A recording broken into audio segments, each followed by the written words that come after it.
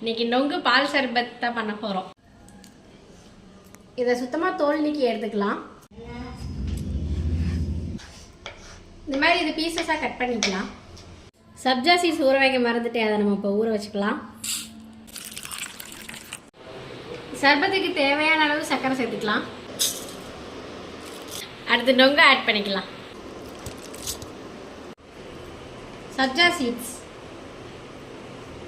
நான் காய்ச்சாத பால் சேர்க்கிறேன், காய்ச்சின பாலும் சேர்த்துக்கலாம்.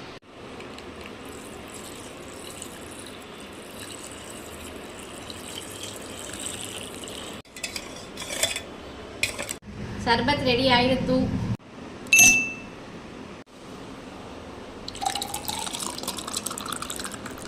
பார்க்கவே செம்ம டெம்டிங்காக இருக்குது. பட் இந்த டேஸ்ட்டு பார்த்துடலாம்.